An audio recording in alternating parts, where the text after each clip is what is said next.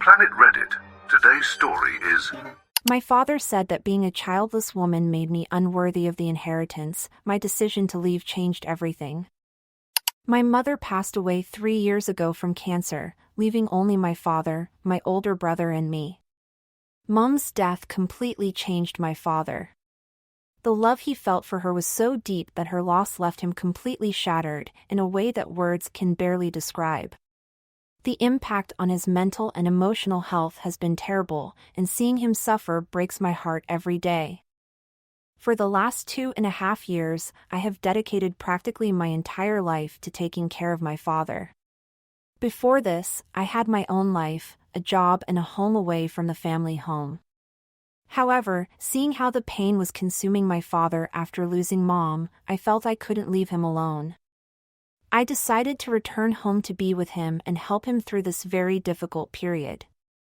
My older brother has his own family. He is married and lives in another city with his wife and children. Because of his family commitments, he decided not to move back in with Dad. This meant that I became the main carer for our father. Although it has been an immense task, I have always tried to do my best. I have put my heart and soul into caring for my father for the last 2.5 years. I tried my best to support him in every way I could, but the situation was really complicated. My father used to have problems with drinking and gambling, vices he had given up years before because of my mother. But after losing her, he seemed to lose all motivation and fell back into these destructive habits. He became so careless that he went days without showering, he refused the food I prepared for him, and he had become a shadow of the man he used to be. It pained me deeply to see him like that. I took care of preparing all his meals and administering his medication. Although he often resisted, I made sure he received the necessary care. After my long days at work, I would pick him up at the bar in the evenings, exhausted but determined to be there for him. I watched over him constantly, afraid he might hurt himself. Anyone who has had to care for a grieving parent with self-destructive tendencies will understand how exhausting it is, both physically and emotionally. It is not an easy task, but I did it out of love for my father. My greatest wish was to see him heal, find some peace and become himself again. It was a never-ending cycle of attending to his needs while trying to help him out of his grief-induced depression. All this time, my brother and his wife were conspicuous by their absence. My brother only showed up once a year at Christmas, pretending to be involved in Dad's life, but the reality was very different. He never called to see how I was, and, when Dad tried to get in touch with him, most of the time he didn't even answer his calls. It frustrated and saddened me enormously to see how disconnected my brother was, leaving me with all the responsibility while he continued with his life as if Mom's death hadn't changed anything. The real problem arose when it came time for my father to draw up his will and divide his assets. My mother had always expressed her wish that my brother and I would inherit equally, as we were both her children and she believed in fairness. To give some context, the house where my father currently lives originally belonged to my mother's grandfather. It was given to her when she got married and, after her death, it was transferred to my father's name. Naturally, I thought he would respect Mom's wishes and leave the house to both of us. However, I was devastated when my father informed me that he planned to name my brother as the sole heir. Not only of the house, but of all his savings and financial assets. Everything would go to my brother. I was completely shocked. I want to make something clear, I am not a greedy person. I wouldn't have minded if he had decided not to leave me any money. But this decision seemed illogical to me. Why would he favor my brother, who had been so absent and disinterested, over me, who had been by his side every day since Mom passed away? Why would he exclude me after having devoted so much time and energy to taking care of him when he needed me most? When I asked my father his reasons, his response left me speechless. He told me that leaving me any property or money would be a waste because, unlike my brother, I don't have a family of my own. He called me a childless woman and explained that, as my brother had children, they would be better able to take advantage of the inheritance. If not having children had been a personal choice, this comment would not have affected me so much. But the truth is that I deeply long to be a mother, but I have not been able to achieve it. To give context, I was married before and my ex and I tried desperately to have children. Each pregnancy filled me with hope, thinking that this time it would be different, that I would finally become a mother. But each time fate took that illusion away from me. The last miscarriage was especially devastating. It completely destroyed me. I spent days unable to function normally. I was consumed with guilt, even though the doctors repeatedly assured me that there was nothing I could have done to prevent it. But knowing that didn't ease the guilt or the overwhelming sense of loss. To make matters worse, my ex-husband and his family were extremely cruel to me, both emotionally and mentally. They treated me as if I were defective because I couldn't give birth. Their cruelty knew no bounds and, after my last miscarriage, my ex made it clear that he had no intention of staying with me. He abandoned me, as if my value as a wife were solely linked to my ability to bear him children. After that marriage, I was so traumatized by the experience that I haven't been able to bring myself to start another relationship. The fear of being hurt again, the trauma of those losses and the persistent pain of everything I went through have left a permanent mark on me. When my father called me a woman without children, it felt like a dagger had been plunged into my heart. He knew, my whole family knew because of everything I had been through.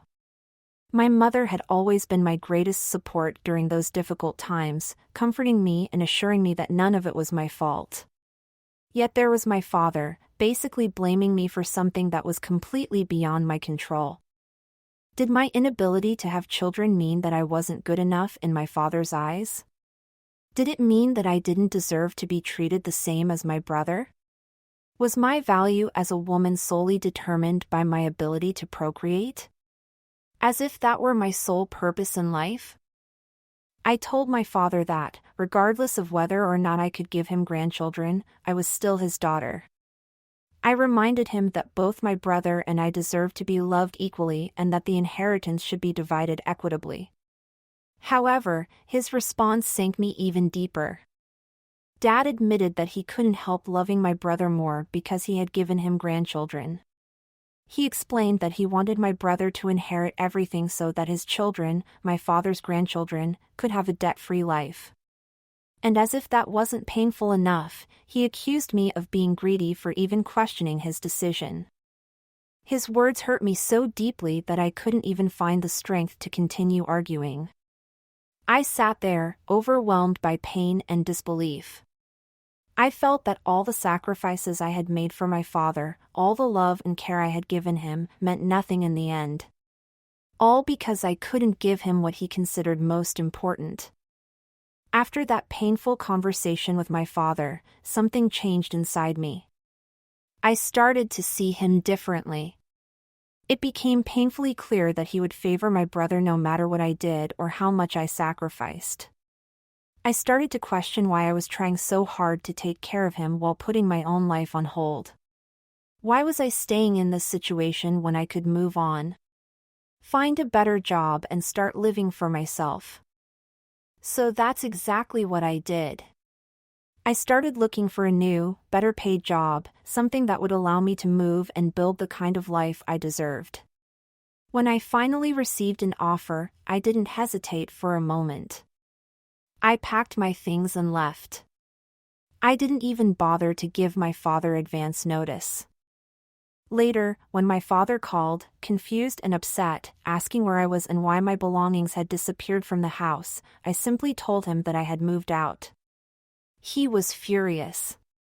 He yelled at me, demanding to know who would cook for him, clean the house or look after him now. I replied directly, "You can look after yourself, Dad." It probably wasn't what he wanted to hear, but I had reached my limit and it was time for him to start taking responsibility for himself. My brother also called me after finding out that I had moved out. He scolded me, saying that Dad still needed me and accused me of abandoning him. I wasn't intimidated. I told my brother clearly that if he was so worried about Dad, then he should step up and take care of our father. I reminded him that he had already done more than enough and that now it was his turn. That seemed to silence him pretty quickly. He didn't have much to say after that. For the first time in years, I felt like I was finally prioritizing myself. It wasn't an easy decision, but it was the right one for my well-being. It's been 10 months since I moved from my hometown and, honestly, life in my new city has been like a breath of fresh air. I enjoy my job, my coworkers, and the independence I have regained. I finally feel like I'm starting to rebuild myself after years of emotional and mental exhaustion. Then, last week I received a call from my brother. He informed me that Dad had suffered a stroke. He told me that although Dad was still alive, his condition was critical and the situation looked serious. As my brother is registered as Dad's emergency contact, the hospital had contacted him first. My brother then explained to me that although he and his wife really wanted to visit, they were stuck with some very important work obligations. He asked me to fly home and take care of Dad until he could find time in his schedule to come. My brother emphasized that my role as caregiver this time would be temporary, as if that made the request any less frustrating. After all this time, after everything that had happened, he expected me to drop everything again and take on the responsibility that he and his wife were not willing to take. It was as if history was repeating itself, with me being the default carer while he dictated the terms from a distance. I asked him to explain what he meant by temporarily. My brother finally admitted that Dad now needed round-the-clock care due to the severity of his health condition. He then mentioned that his wife was pregnant again, so even when she visited, she would only be able to stay with Dad for a few days. He was basically asking me to move back in with Dad and take on all the responsibility, at least until other arrangements could be made in the future.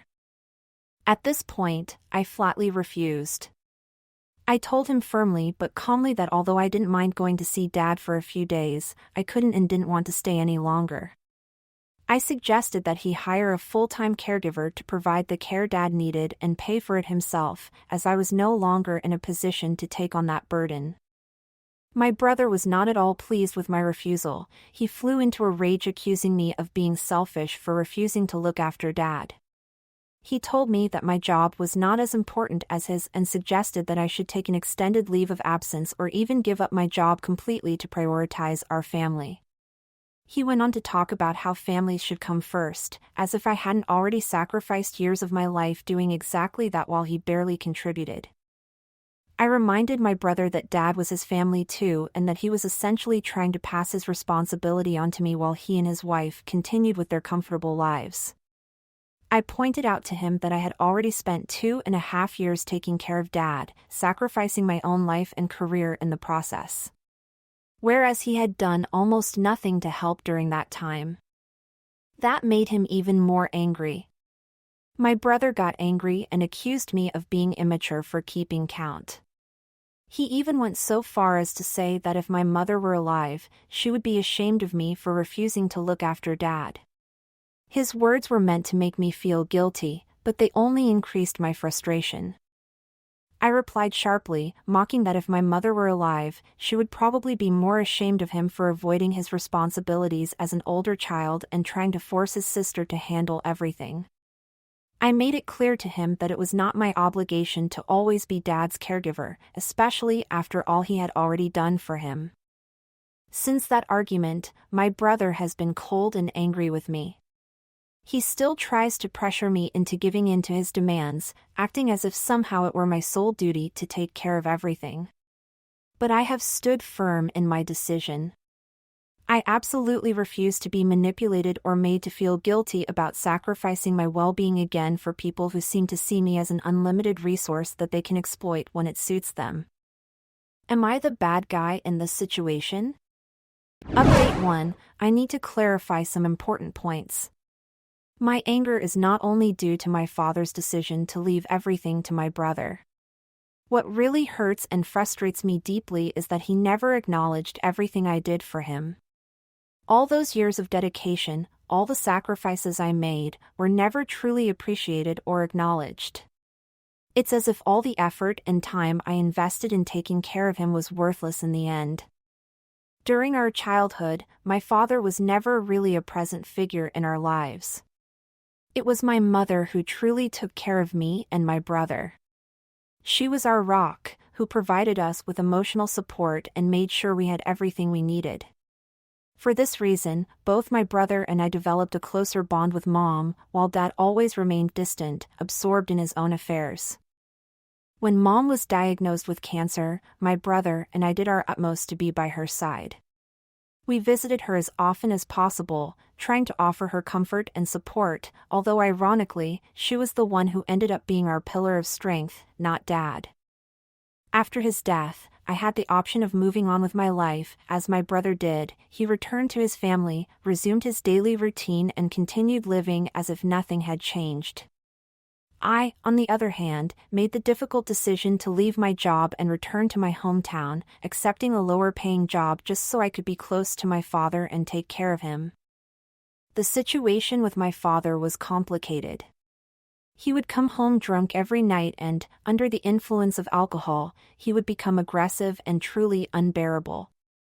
The problem was not only the drinking, but also how he would waste all his money on gambling and alcohol, often leaving us in financial difficulties. He would not hesitate to ask me for more money, as if I had an obligation to give him every penny I earned. Despite all these difficulties, I took on the responsibility of cooking for him, cleaning up after him and making sure all his bills were paid. I was the one who made sure he had everything he needed, and I felt like I was completely alone in this task. Meanwhile, my brother didn't lift a finger to help. However, for some inexplicable reason, he is the son who receives all of Dad's love and recognition, simply because he has children and I don't. The fact that I have sacrificed so much seems to be completely invisible. It's as if all my effort is worth less just because I'm not a mother. This situation is clearly unfair. That's why I refuse to give up my job, stop my life and move back in with my father. Update 2. This week I visited my father and it was an emotional experience. The stroke has had a considerable impact on him, especially on his ability to communicate. He now speaks more slowly and struggles to find the right words, although the doctors remain optimistic, suggesting that with the appropriate changes to his lifestyle, he will be able to recover most of his previous abilities and resume a more normal life. On arrival, I noticed that my father seemed genuinely happy to see me. We hugged and, in slow words, he told me how much he had missed me during these months. We spent some time talking and catching up. He shared with me his disappointment that my brother and his wife had not yet come to visit him, which I found particularly revealing. I tried to justify my brother's absence by mentioning his usual commitments, but this did not seem to comfort my father much. At that moment, my father opened up to me in an unexpected way. He confessed to me how much he wished I had never left and how lonely he felt living alone in the house. He told me that my brother never called or visited him and that I was the only daughter who had truly been there for him. I just smiled, experiencing a mixture of emotions, and simply thanked him for finally recognizing this truth. It was then that Dad began to suggest that I consider moving back in with him, citing his recent stroke. He emphasized that now more than ever he needed intensive care and that I could help him as I had done before. His words caught me off guard and I knew I had to handle the situation delicately. I replied politely that circumstances were different now and that we couldn't just go back to the way things were. I explained that I could stay for a few days, but that we needed to hire a full-time professional caregiver to attend to his daily needs. My father reacted negatively to this suggestion. He immediately protested, saying that he didn't want a stranger to take care of him when he had me, his own caregiver. His words shocked me. I explained gently but firmly that caring for someone recovering from a stroke requires a full-time commitment, something I could not take on alone. I assured him that I would make sure to find a kind, pleasant, and attentive caregiver. I even offered to stay for a few extra days to make sure he was comfortable and well established, but my father refused to listen. He insisted that I stay with him and asked me, almost pleading, why I refused to take care of him. Then, in what seemed like an attempt at emotional blackmail, he said, "You don't even have a family and you can easily quit your job. Just move in with me and take care of me. The doctor wants someone to keep a close eye on me and no one can do this job better than you." At that moment, my frustration began to grow in the face of my father's constant demands. I felt that no matter how hard I tried to explain myself, he simply did not understand. The more we talked, the less I understood why my father and my brother were so obsessed with belittling my work, my career, and the decisions I had made for my own life. It was as if they expected me to abandon everything, to kowtow and sacrifice my own happiness just to look after them, without question. Finally, I couldn't contain my feelings any longer. I asked my father directly, "Would you have spoken to my brother like that? Would you ever expect him to give up his job and family just to move back in with you?" I hoped to make him see the double standard in how he treated me compared to my brother, but his response only increased my frustration. He simply pointed out, almost with disdain, that it wasn't the same since my brother has his own family to take care of. I could no longer keep silent and I made it very clear to my father that I was an independent person with my own life and my own decisions, that being his daughter did not automatically mean being at his service. I told him firmly but kindly that it was my decision whether or not I wanted to take care of him, and that at the moment I was not willing to make that sacrifice. Living with him had not been easy before and I was not willing to put myself in that position again. My father immediately argued about his illness, his pain, and how no one else seemed to want to be by his side. He expressed his terror and depression at living alone in that big house. Although I understood his perspective, I could not allow his illness to be used as a justification for ignoring my own needs and limits. I explained that although I understood his situation and wanted to support him, it didn't mean that I was willing to abandon everything and uproot my life again.